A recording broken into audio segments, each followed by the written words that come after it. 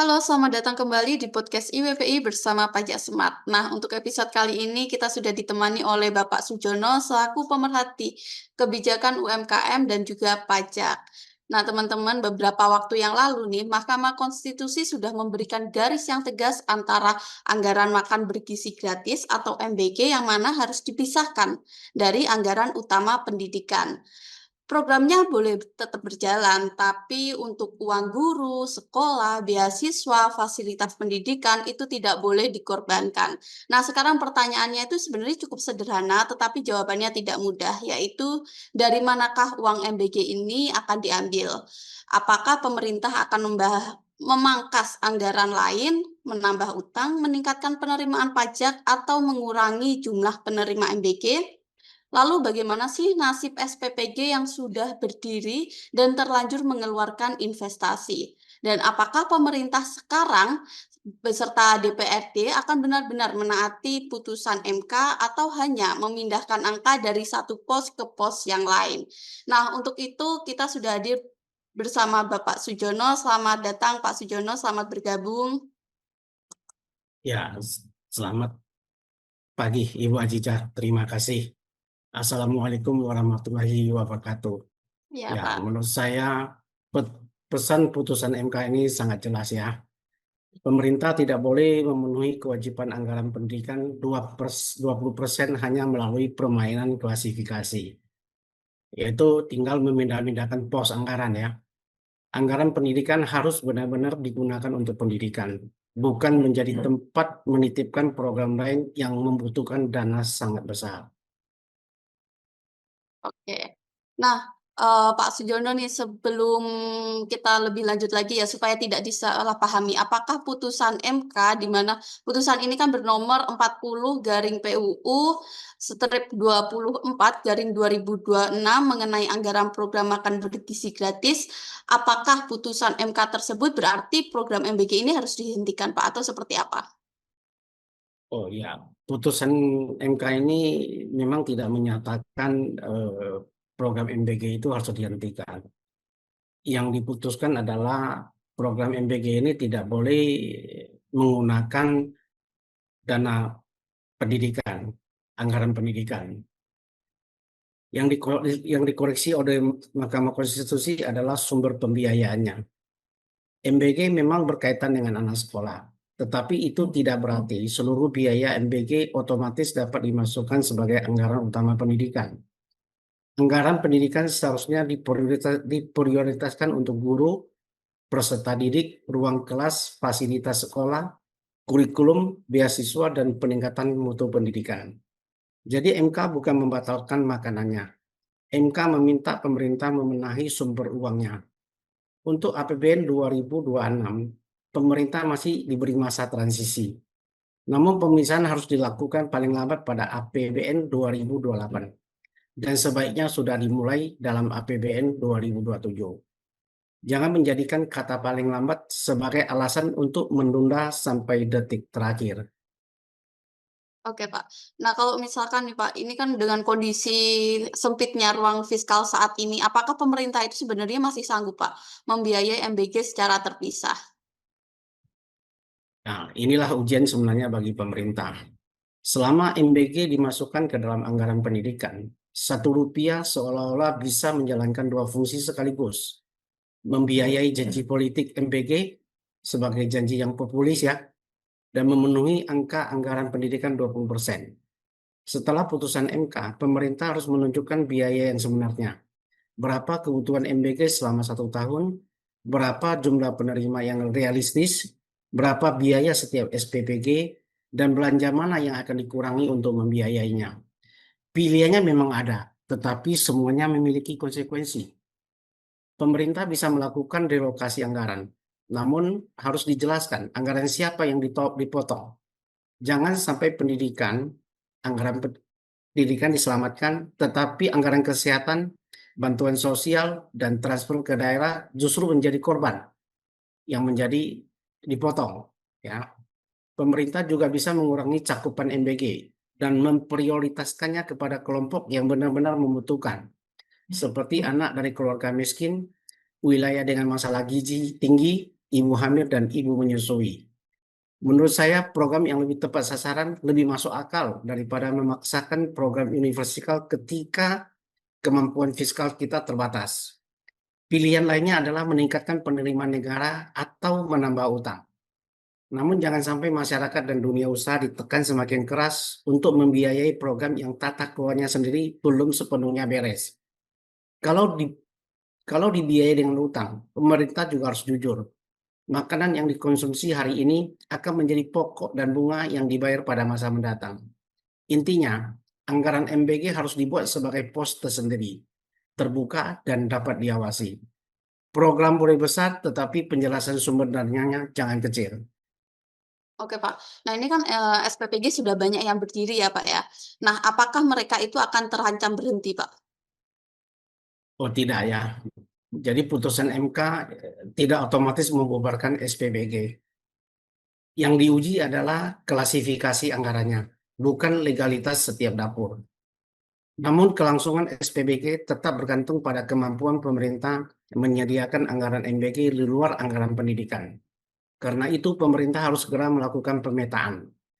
SPPG yang benar-benar beroperasi, memenuhi standar kesehatan, memiliki penerima yang jelas dan dikelola secara profesional harus dilindungi selama masa transisi. Sebaliknya, SPPG yang belum siap hanya berdiri di atas dokumen atau tidak memiliki kegiatan nyata harus diperiksa kembali. Kalau ditemukan pengelembungan biaya, konflik kepentingan, pelanggaran sanitasi, atau praktik jual beli titik, tentu harus ditindak. Jangan sampai SPPG yang sehat menjadi korban kesalahan tata kelola di tingkat pusat.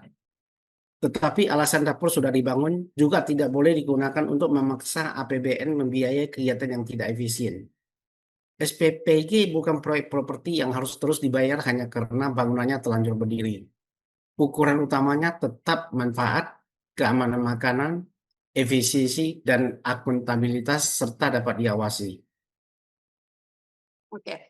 Nah, Pak, ini kan sebagian SPPG itu dibangun oleh yayasan atau mitra swasta ya. Kalau misalkan cakupan MBG ini dikurangi, kira-kira siapa, Pak, yang akan menanggung kerugiannya mereka? Oh ya, pemerintah juga harus melindungi ya yayasan atau mitra swasta yang telah melakukan investasi ya.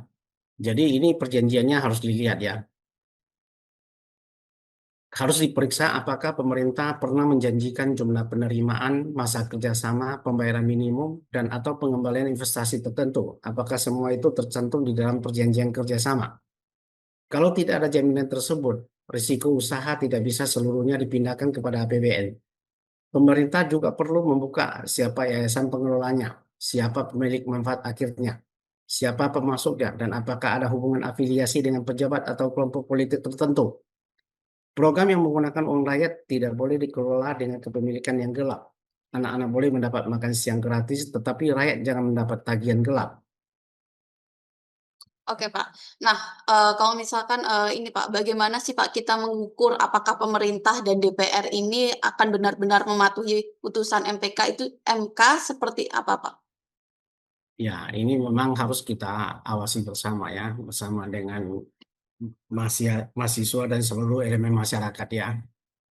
Pemerintah bisa saja membuat pos baru bernama anggaran MBG, tetapi diam-diam mengurangi anggaran guru, sekolah, beasiswa, atau fasilitas pendidikan. Secara administratif terlihat terpisah, tetapi secara substansi pendidikan tetap dikorbankan. Ukuran kepatuhannya sebenarnya sederhana. Anggaran pendidikan 20% harus tetap tersedia secara utuh di luar MBG. Anggaran MBG harus tercatat tersendiri. Sumber pembiayanya harus dibuka. Dampaknya terhadap belanja negara yang lain juga harus dijelaskan. Kalau hanya mengganti nama pos, tetapi isinya tetap sama, itu bukan kepatuhan, itu hanya sulap anggaran. Dan masyarakat tentu bukan penonton yang mudah dibuat lupa. Oke, Pak. Nah, kritik terhadap MBG ini kan semakin keras setelah muncul proses hukum terhadap sejumlah pihak dalam perkara dugaan korupsi tata kelola MBG. Apakah ini menunjukkan bahwa MBG telah menjadi lahan bancaan elit, Pak? Seperti apa, Pak? Memang secara empiris kita melihat seperti itu ya secara empiris. Tetapi karena kita negara hukum, kita kan mengandung asas praduga tidak bersalah. Sebelum itu ditetapkan oleh putusan pengadilan yang berkekuatan tetap. Namun dari sudut kebijakan publik, proses hukum terhadap pejabat atau mantan pimpinan lembaga merupakan alarm serius. Jadi penangkapan mereka itu bukan tanpa bukti. Jadi seseorang itu ditahan, minimal harus memiliki dua alat bukti yang sah. Ya, hanya menunggu pemeriksaan di pengadilan lah. Mereka akan diputus apakah itu terbukti atau tidak terbukti. Publik Nah, Pak. berhak bertanya, bagaimana mitra SPBG itu dipilih, apakah pernah terjadi jual beli titik, siapa yang menikmati keuntungan dari pengadaan dan distribusi, apakah ada yayasan yang hanya menjadi kendaraan administratif bagi pemodal dan elit tertentu, dan mengapa pengawasan internal tidak mampu mencegah persoalan sejak awal. Jadi istilah yang lebih tepat adalah adanya dugaan atau indikasi bancakan, bukan menyatakan seluruh pihak sudah terbukti bersalah. Pemerintah harus menjawabnya dengan audit, data, dan keterbukaan. Mendukung perbaikan gizi anak dan menolak korupsi bukan dua hal yang bertentangan. Oke, Pak. Nah, sebelum kita mengakhiri podcast ini, Pak, untuk pertanyaan penutup, sebenarnya langkah apa sih, Pak, yang paling mendesak yang bisa dilakukan oleh pemerintah? Ya, ini kan putusan MK sudah dibacakan, kemarin. Artinya putusan MK ini kan final dan mengikat ya. Jadi harus dilaksanakan setelah itu dibacakan. Jadi memang ada masa transisi yang diberikan di dalam putusan MK ini, yaitu 2028. Tetapi alangkah baiknya kalau ini bisa langsung segera dilakukan. Ya, setidak-tidaknya di tahun 2027 anggaran MBG ini mulai bisa dipisahkan dari anggaran pendidikan. Kedua, kita harus melakukan audit menyeluruh terhadap BGN, SPBG, yayasan, pemasok, harga pengadaan, dan aliran pembayarannya. Ketiga, tunda sementara ekspansi SPBG baru sampai audit selesai. Yang dihentikan adalah ekspansinya. Ya, untuk makanan anak yang sudah menjadi penerima, yang benar-benar membutuhkan itu tetap bisa dilanjutkan. Keempat, evaluasi apakah MBG harus tetap universal atau dibuat lebih tepat sasaran. Nah, ini yang sangat menjadi kritik banyak orang ya. Kenapa program ini menjangkau sampai 80 juta penerima manfaat? Apakah benar? Sehingga kan banyak terjadi sisa makanan MBG yang dibuang kan menjadi pakan ternak. Ya, kelima kita juga harus buka biaya proporsi. Jumlah penerima sebenarnya itu harus diperiksa kembali. Biaya operasional SPPG sebenarnya berapa? Dan pembayaran kepada mitra itu bagaimana mekanismenya? Tujuan memperbaiki gizi anak tentu layak didukung, tetapi tujuan yang baik tidak membuat sebuah program kebal dari evaluasi dan harus dapat diawasi. Setelah putusan MK, pemerintah tidak cukup hanya mengatakan MBG tetap berjalan. Pemerintah harus menjawab beberapa pertanyaan penting. Uangnya dari mana? Dan siapa yang bertanggung jawab apabila terjadi penyimpangan? Konstitusi sudah memagari anggaran pendidikan. Jangan lagi anggaran pendidikan dijadikan dompet darurat untuk membiayai janji politik yang sangat populis.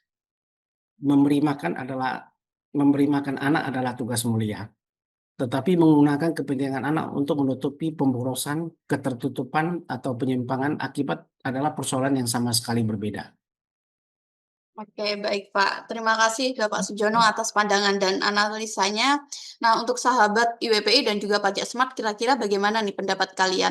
Bisa kalian tuliskan di kolom komentar. Nah, sebenarnya dari mana seharusnya anggaran MBK ini dibiayai? Apakah program ini tetap universal atau harus dibuat lebih tepat sasaran? Dan apakah pemerintah serta DPR akan benar-benar mematuhi putusan Mahkamah Konstitusi?